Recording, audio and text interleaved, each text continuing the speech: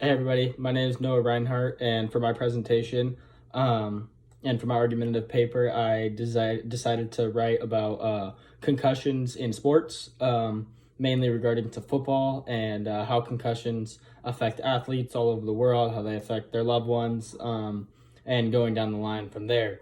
So, first off, I'd just like to talk about how big of a deal a concussion is.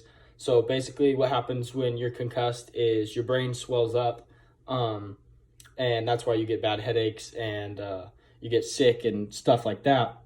So when a football player takes like a big hit to the head or anything like that, where it gives them a concussion, you're supposed to have the certain amount of time to be able to sit out and to be able to heal from that injury. But in the National Football League, you play every week. So instead of having your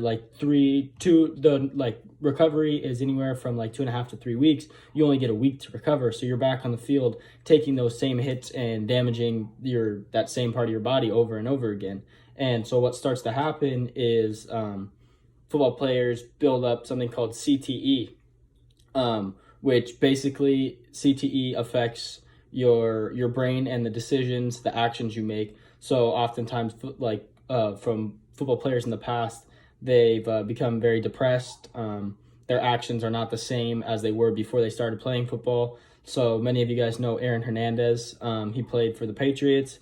He was a star football player, and basically what happened is he became kind of like a thug, and he ended up killing two people.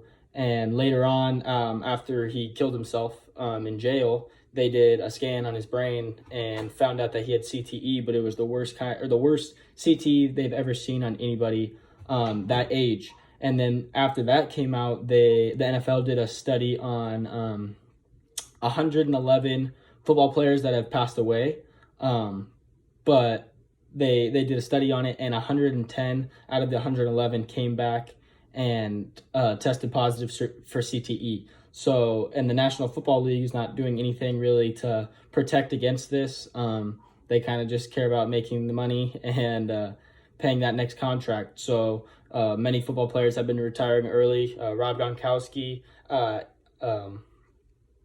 Andrew Luck. There's many people that have retired early because of this, because they don't want to put their life and have it affect their loved ones or anything like that.